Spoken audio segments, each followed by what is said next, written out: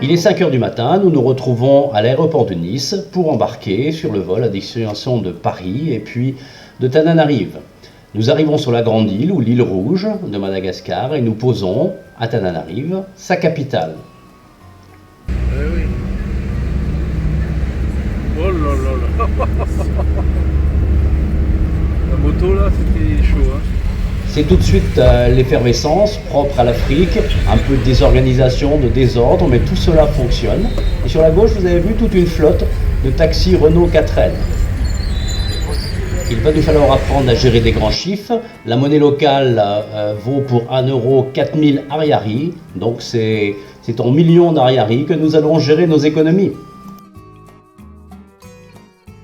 Nous nous rendons ensuite à 15 km de Tananarive dans un atelier de ferronnerie solidaire tenu par Violette et Dieudonné et qui accueille des handicapés et des femmes seules avec enfants dans cet atelier.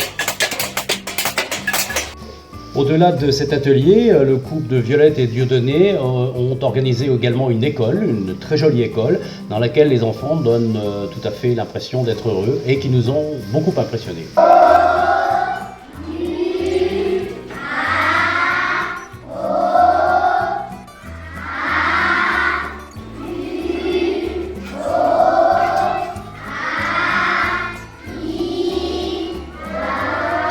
Nous avons acheté dans cet atelier toute une série de pièces d'artisanat que nous avons ramenées en France et que nous vendrons pour générer des bénéfices qui seront utilisés pour aider ces enfants et les diverses écoles que nous soutenons. Nous avons rencontré ensuite un atelier de fonderie d'aluminium qui sert essentiellement à fabriquer des grandes marmites, des casseroles. À Madagascar, rien ne se perd. Si votre casserole est usée, vous la rapportez à la fonderie, on la fond et on en fait une nouvelle. Si on a besoin de fonte d'aluminium, on utilise des vieilles culasses de voitures qui sont venues d'Europe. Tananarive par la route nationale 7, la route du Sud, comme en France. Chaque ville a un peu ses caractéristiques en matière de transport et Antsirabe, c'est la capitale du cyclopousse. Il y en a partout, en quantité incroyable. Nous avons évidemment utilisé ce moyen de transport pour faire un petit tour de la ville. Alors, il y a énormément de commerces, beaucoup d'étals de légumes plutôt alléchants et appétissants. Les rues sont un petit peu en état difficile, mais bon, le cyclopousse arrive toujours à se débrouiller. Il y a des chiens errants un peu partout, mais ils sont extrêmement paisibles. Et quand ça monte, il faut se faire aider pour pousser. Antsirabe est un peu la Vichy de Madagascar, c'est une ancienne station thermale. Et d'ailleurs, Elina, sur la photo, est montée vérifier, l'eau coule bien à plus de 40 degrés. Il y a des restes de cette station thermale, à savoir son hôtel des thermes, qui a plutôt fière allure, mais qui, il faut le reconnaître, à l'intérieur aurait besoin d'un peu de rafraîchissement. La rue est toujours extrêmement animée. On a vérifié sur cette photo parce qu'on a eu l'impression que le policier avait avalé son sifflet, mais non, c'est juste sa façon de faire la circulation. À Madagascar, rien ne se perd, tout se transforme, et donc les paillassons en général sont faits avec des vieux morceaux de pneus de camion. Sur les bords des rivières, donc, il y a des grands rassemblements de femmes qui font la lessive et qui se retrouvent en même temps pour le pique-nique. Nous continuons ensuite la route, donc là c'est parfois de la terre rouge assez désertique, mais aussi avec quelques voies d'eau qui y ont de l'eau malgré la sécheresse qui existait au moment où on est passé. Et dès que des zones sont cultivables, ce sont des rizières qui offrent ces magnifiques photos avec l'alternance du vert tendre du riz qui était tout nouveau et les couleurs rouges des roches qui sont dans le paysage malgache.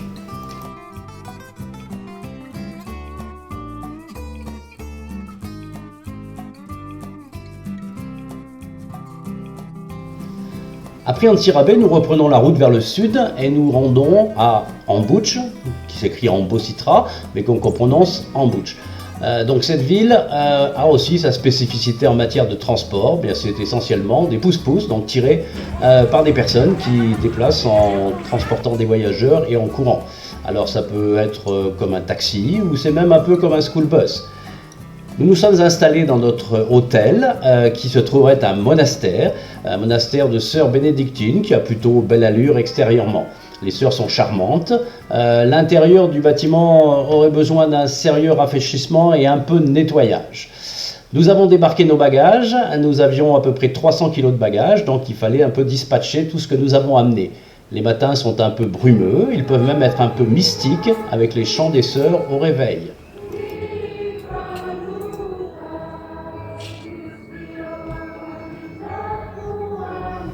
La mission peut commencer, et la mission elle commence par la C'est un piste. passage assez chaotique. Après, c'est le jeu de pétanque. Moi, je comprends pas. Voilà, on fait ça 3 à 4 heures par jour. Et c'est ça le programme. Quand je pense qu'il achète des gens qui achètent des machines. Tu vas décourager les autres. Voici quelques photos d'enfants de la région d'Ambouch. Ce sont pour ces enfants qu'Assama se mobilise afin qu'ils aient une vie meilleure, une éducation plus positive, un avenir plus prospère et aussi aider leur famille à avoir une meilleure vie économique. Ça a été le travail de l'équipe des bénévoles de la mission, mais c'est aussi le travail de tous ceux qui accompagnent l'association pendant l'année sans forcément être à Madagascar. Nous voici maintenant dans l'école de Renapi. C'est une petite école rurale dans un quartier très défavorisé et les enfants se sont regroupés pour nous accueillir. Bonjour, alors vous êtes Jean-Marie. Jean-Marie. Bonjour. Alors Jean-Marie, dans cette école, alors, il y a combien d'enfants? Il y a 86 d'enfants. 86 enfants? Oui. Qui vont dans combien de classes? Il y a 6 classes D'accord. préscolaires, 11e, 10e, Ouais. 9e, 8e et 7e. D'accord. Et nous sommes 5 enseignants. 5 enseignants. Oui, oui. D'accord. Et les enfants? Alors, Oui. il y a une enseignante fait la classe multigrade. D'accord. Et les enfants, ils arrivent à quelle heure à l'école? Ils restent jusqu'à quelle heure? 7h30. 7h30 le matin. Oui, oui. Et 12h30 tous les... Pour la fin de la journée. Oui, Et ils viennent comment? Ils viennent à pied jusqu'à l'école? oui, Et ils habitent loin ou ils habitent à combien de kilomètres d'ici en moyenne? en moyenne 1 kilomètre.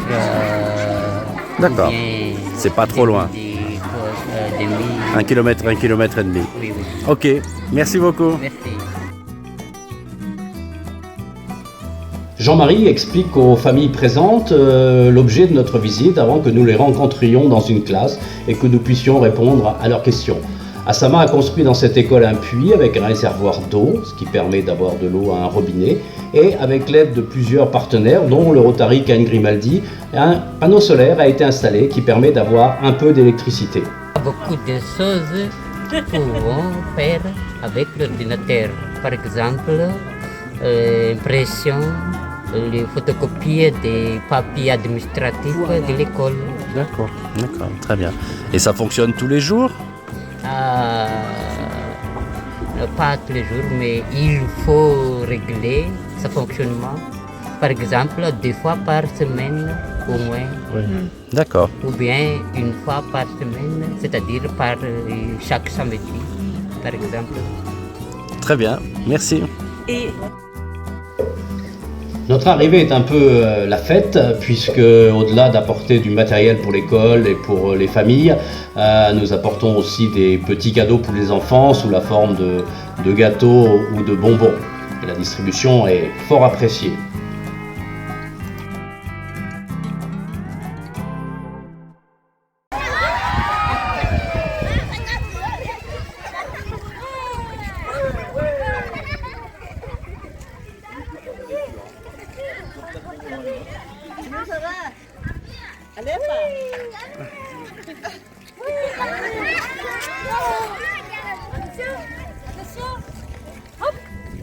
Bravo.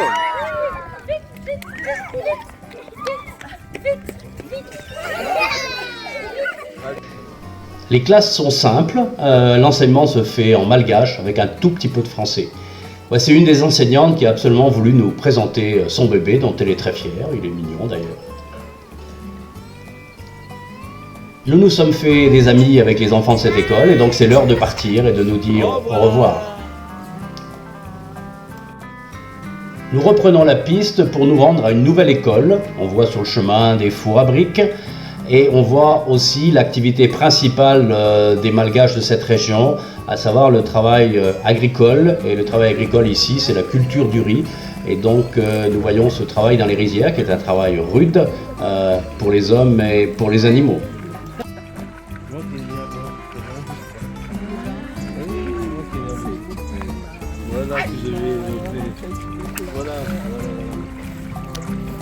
Heureusement qu'il n'y a pas Brigitte Bardot. Hein.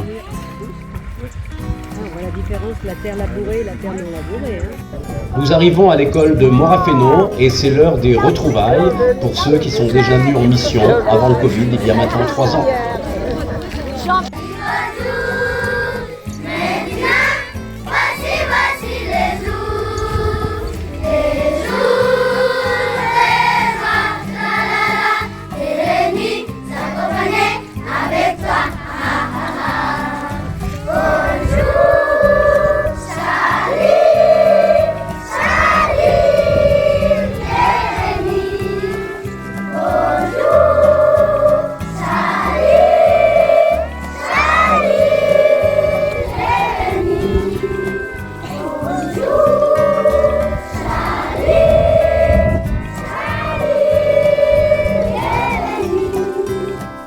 L'école de Morafeno est une école privée totalement prise en charge par l'association Asama.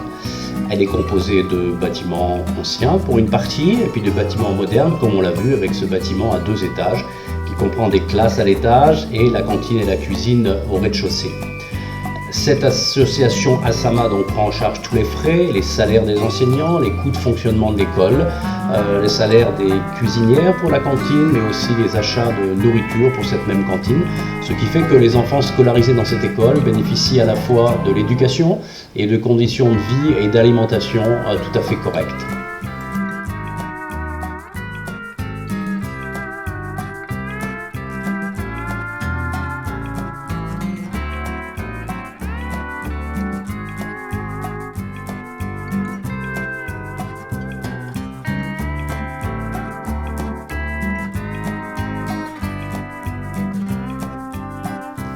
On voit autour de l'école des enfants qui ne peuvent pas être scolarisés, c'est le problème qu'on rencontre à Madagascar, on ne peut pas résoudre tous les problèmes.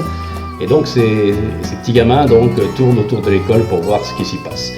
Asama est également 2 coopératives de femmes qui font des travaux de couture et des travaux de tissage de la soie. Nous leur avons apporté 3 machines à coudre modernes qui vont leur permettre de développer leur activité et d'améliorer leur situation économique en ayant cette petite activité commerciale.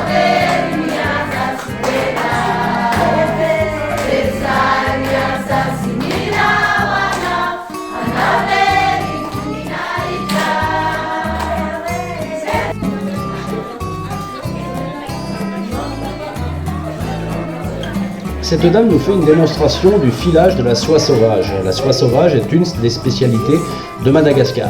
Avec ce fil de soie, on va pouvoir réaliser des châles, mais on va aussi et surtout réaliser des linceuls qui vont servir pour la cérémonie de retournement des morts. Il y a une tradition ici où on retourne les morts et il y a toute une cérémonie avec les corps des personnes décédées 3 ou 4 ans après leur décès. Et pour faire cela, il y a besoin d'avoir ces fameux linceuls en soie sauvage.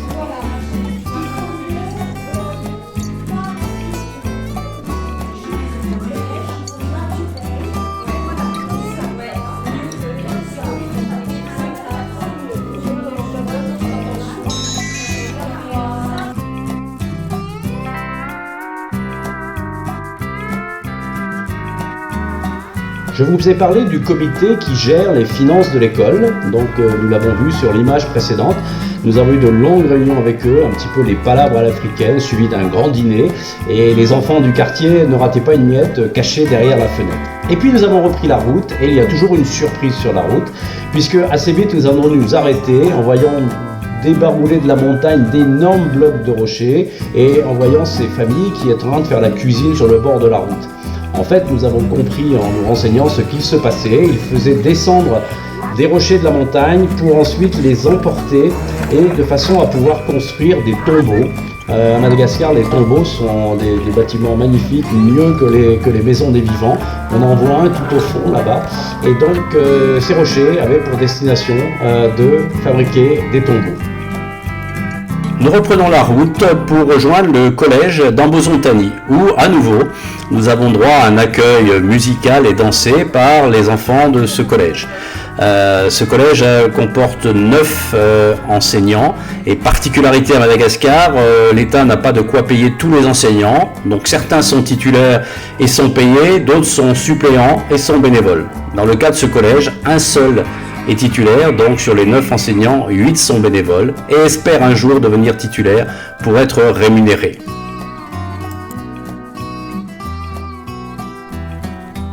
Là aussi, un panneau solaire a été installé. Vous remarquez que dans ces écoles, les panneaux solaires sont installés à l'extérieur et sont mobiles parce que Madagascar, c'est un pays où on vole beaucoup et il faut absolument ranger ces panneaux solaires à l'intérieur sous clé.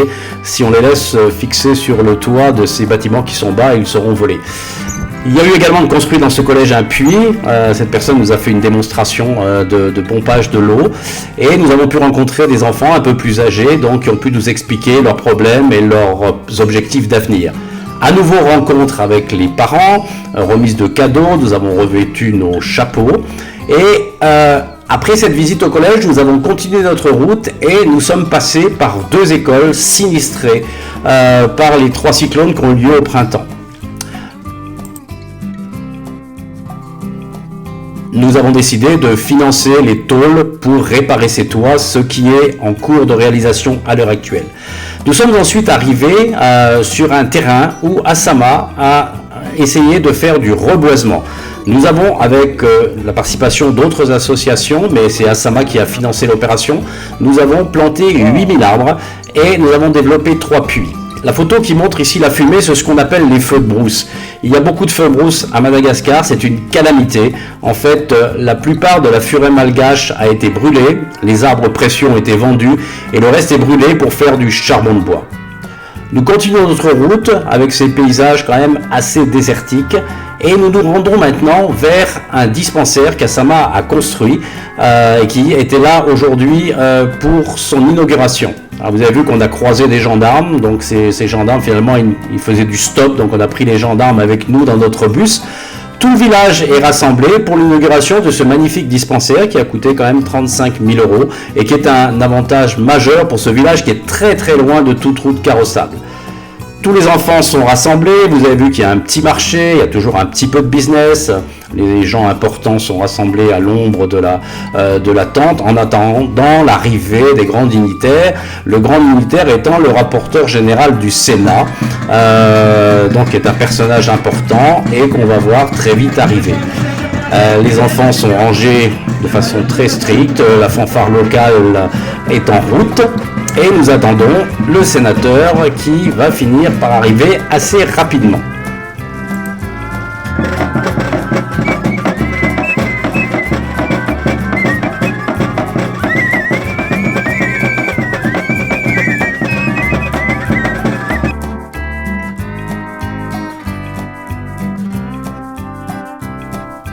Donc le voilà, il arrive avec son énorme 4x4 aux vitres fumées, entouré de gardes du corps, armés de Kalachnikov, toute cette sécurité. Tout le monde est là pour l'accueillir avec beaucoup de respect, donc nos gendarmes qu'on a amenés sont là aussi.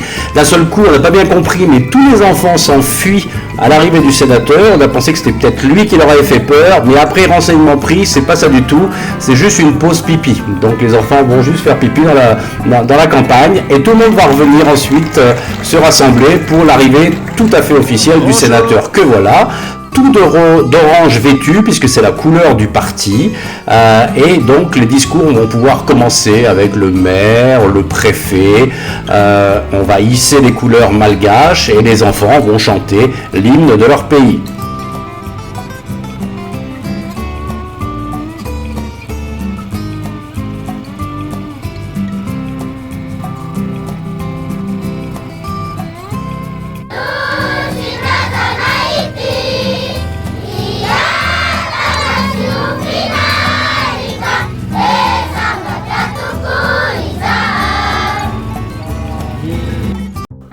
Tout met en place pour le début de la cérémonie officielle. Les militaires sont en garde à vous, les représentants de la région, le préfet, le maire s'expriment, Les soldats font des photos du sénateur, qui est quelqu'un de visiblement très important. Il est là avec ses lunettes Ray-Ban dorées, avec ses Lacoste, avec des bagues aux doigts, vous les verrez tout à l'heure, un gros bracelet en or, une montre dorée, je ne sais pas si c'est une Rolex ou pas une Rolex, et il assiste aux diverses danses qui sont là pour l'accueillir.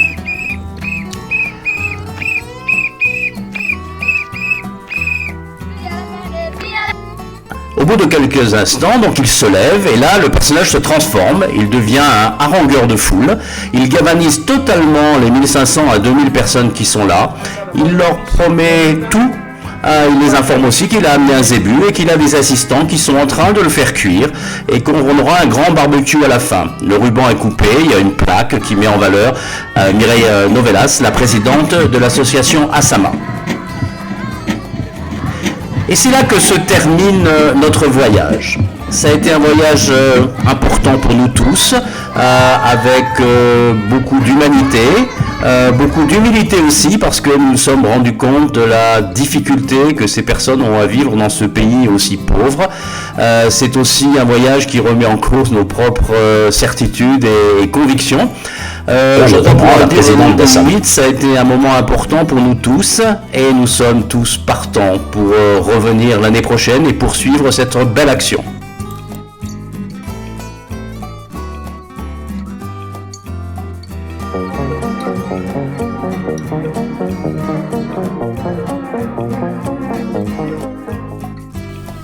Notre découverte du sud de l'île de Madagascar commence donc par la ville de Fianarantsoa. Cette ville est appelée la ville où on enseigne le bien. C'est une ville universitaire où il y a beaucoup d'écoles et notamment beaucoup d'écoles privées. Il y a une vieille ville sur la colline qui ressemble à une ancienne petite ville coloniale avec des maisons plutôt mignonnes, une belle église et beaucoup d'enfants qui rêvent tous de devenir guides touristiques et qui essayent de nous expliquer tous les avantages et toute l'histoire de cette vieille ville de Fianarantsoa.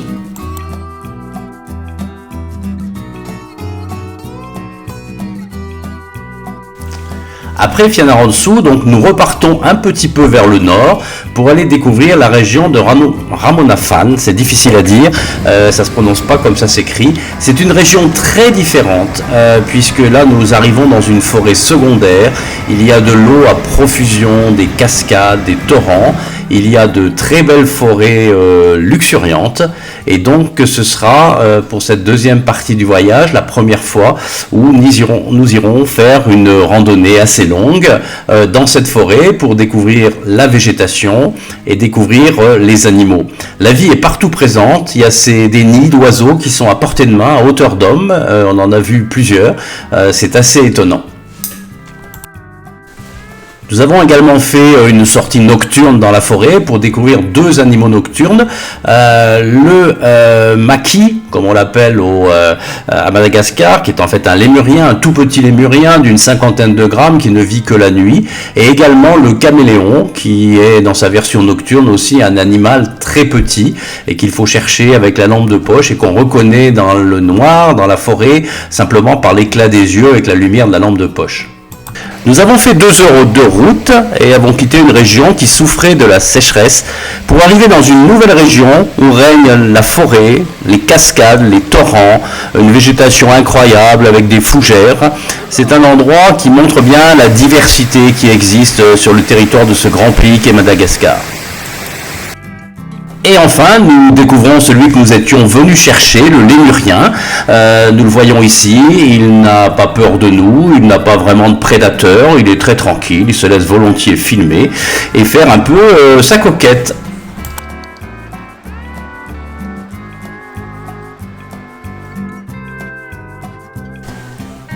Nous quittons ce massif un peu extraordinaire où nous avons passé 2 jours très agréables pour repartir dans le sud en direction du massif de l'Issalo, là qui est un massif montagneux. Le paysage change à nouveau, nous quittons les forêts pour arriver dans un paysage de savane. Nous croisions des troupeaux de zébus qui peuvent faire 100-150 km pour aller au marché. Certains éleveurs font ça toutes les semaines pour aller vendre leurs zébus au marché à la ville qui se trouve un peu plus au nord. Donc ce sont des collines, des vallons, tout est assez grillé, la terre est rouge, quelques arbres de ci, de là. C'est un paysage assez désolé et extrêmement différent de ce que nous avons connu les jours précédents. Le zébu est toujours là, donc il sert à tout, on peut en tirer de la viande, on peut en faire un animal de traction, on peut en tirer du lait, donc ici, voilà, bien, c'est pas un char à bœuf, c'est un char à zébu. Nous repartons dans la montagne, faire une nouvelle randonnée, et nous tombons sur de nouveaux lémuriens. Celui-là s'appelle le Maki Kata, parce qu'il a un cri qui ressemble beaucoup au cri du chat. À nouveau, il n'est pas sauvage. Nous avons croisé assez rapidement une famille, où il y avait au moins une trentaine d'individus, donc nous étions entourés de ces Maki Kata. Nous avons continué cette randonnée dans un monde très rocheux, très dur quelque part. Si on regardait un peu plus au loin, on voyait un peu de savane, mais c'est bien à peu près tout ce qu'on a pu voir comme... Le paysage est donc cet environnement d'herbes grillées, de savane, et derrière, en arrière-plan, eh bien, la montagne du massif de l'Isalo. Nous allons marcher un certain temps dans cette montagne pour trouver une surprise que je vous présenterai tout à l'heure. Ces plantes ne sont pas des baobabs, ça y ressemble, mais ce sont des petites plantes épineuses qui font à peu près 1 mètre de haut. Donc voici le massif de l'Isalo, on peut y marcher des heures et des heures, c'est tout à fait immense, et c'est un endroit donc où il fait plutôt assez chaud, surtout par le grand temps de soleil dont nous avons bénéficié. On voit de ci de là dans ce massif de l'Isalo ces cavités qui sont grossièrement comblées de pierres. Il s'agit de lieux de sépulture temporaires. Donc les personnes sont enterrées dans ces cavités et on vient les rechercher 3, 4, 5 ans après quand on en a les moyens financiers, puisque c'est à ce moment-là qu'on fait le retournement du corps et que ce retournement du corps doit s'accompagner d'une très grande fête qui coûte cher. Lorsqu'on fait ce retournement du corps, on fait voyager le défunt un peu partout où il a été durant sa vie, et puis ensuite on rassemble ses ossements dans un plus petit cercueil que l'on va aller cacher très haut dans la montagne à des endroits tout à fait inaccessibles. En fait, on part du haut des falaises et on descend avec des cordes pour déposer le cercueil dans une anfractuosité de la roche.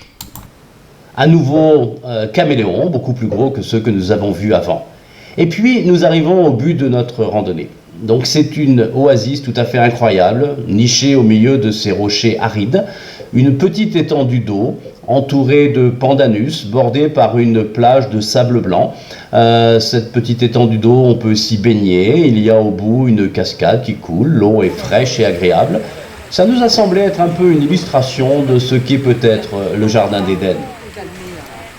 Quittons donc le Jardin d'Éden pour continuer notre randonnée et croiser à nouveau des maquis, à nouveau croiser des caméléons plus ou moins grands, plus ou moins colorés, suivant l'environnement dans lequel ils se trouvent. Nous partons cette fois vers un canyon dans lequel il y a des piscines naturelles qui à nouveau sont entourées de cascades. Ces piscines naturelles, on peut s'y baigner, l'eau y est fraîche. Il y en a une qui était plutôt dans les couleurs bleues, l'autre plutôt dans des couleurs plus foncées. Donc ces deux piscines étaient appelées la piscine bleue et la piscine noire.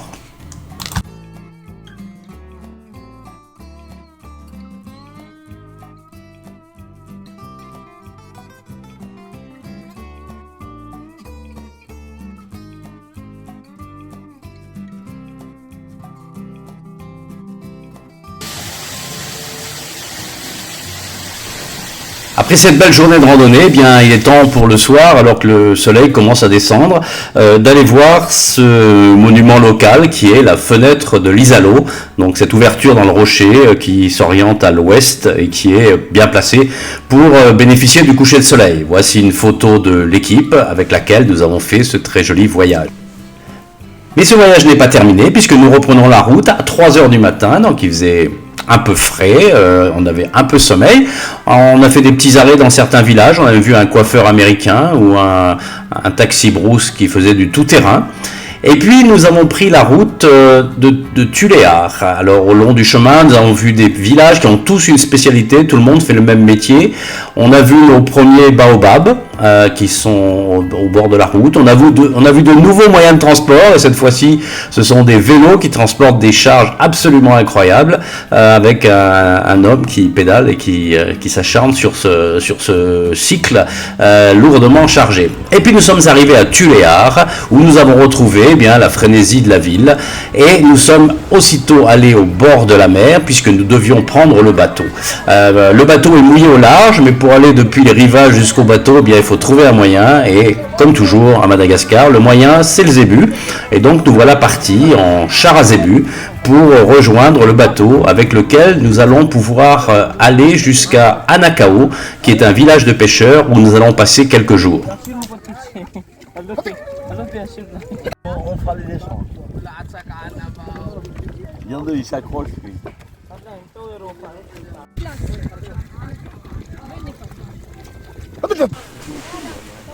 La baie de Tuléar est un endroit assez magique, en fait, puisqu'il s'agit d'une très grande baie qui est protégée de la houle du large par une barrière de corail qui fait 100 km de long. Les peuples qui habitent ici sont des peuples qui sont venus d'Indonésie, et on retrouve ici des pirogues qui ont la configuration des pirogues indonésiennes. Mais après tout ce voyage, tous ces trajets, il est temps pour le repos, et l'endroit que nous avons depuis notre chambre d'hôtel est absolument magnifique, et nous pouvons bénéficier d'un superbe coucher de soleil, puisque tout ça donne directement sur l'ouest et sur la barrière de corail, et nous ne nous en sommes pas privés.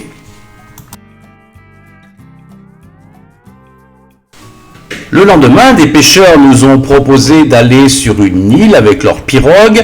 Il s'agit de l'île de Nocivé, à ne pas confondre avec Nocibé qui se trouve au nord de Madagascar.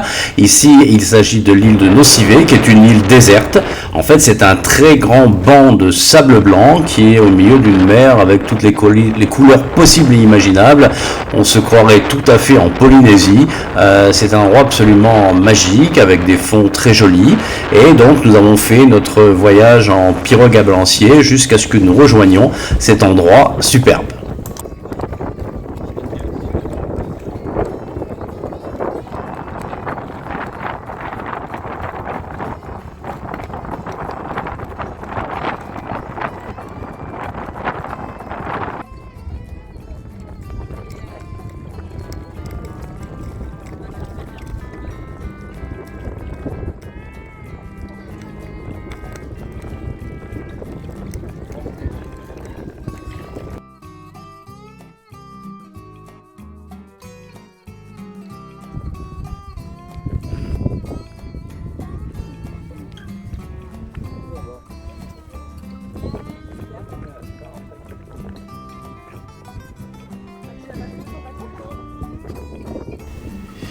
Il n'y a pas d'habitants sur cette île qui est un lieu protégé, donc c'est un lieu tout à fait désert, une ambiance un peu Robinson des mers du Sud.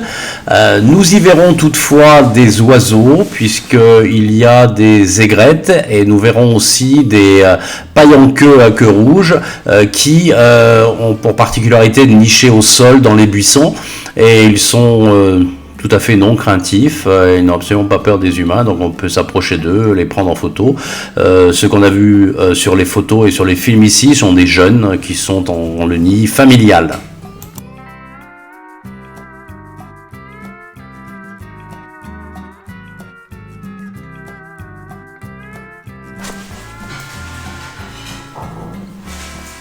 Et pour vous faire rêver, eh bien quelques photos donc qui nous font penser être sur une île déserte, sauf que nous sommes notre petit groupe très sympathique ensemble. Nous sommes prêts pour un pique-nique avec l'habituel riz et de très bons poissons grillés que les pêcheurs nous ont pêchés le jour même. Nous allons nous régaler avant d'aller faire une petite promenade digestive sur ce banc de sable qui est très grand et sur lequel il y a quasiment personne.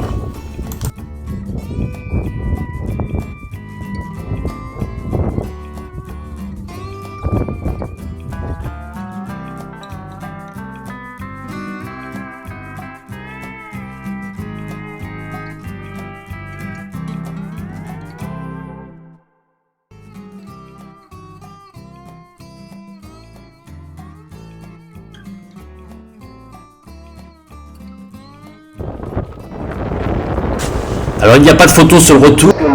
le temps s'était un peu gâté, la mer s'est un peu creusée et donc bien, les appareils photo étaient sagement rangés dans des sacs en plastique et nous sommes rentrés à notre lieu de villégiature à Anacao en étant bon, un petit peu mouillé, mais un retour sympathique.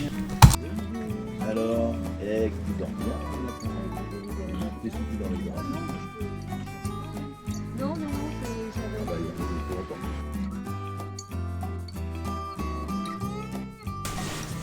Les femmes de cette région, donc de la tribu des pêcheurs Anacao, portent sur le visage de la poussière de bois, donc ce qui leur donne cette apparence un peu particulière. Et cette poussière de bois a pour objectif de les protéger du soleil.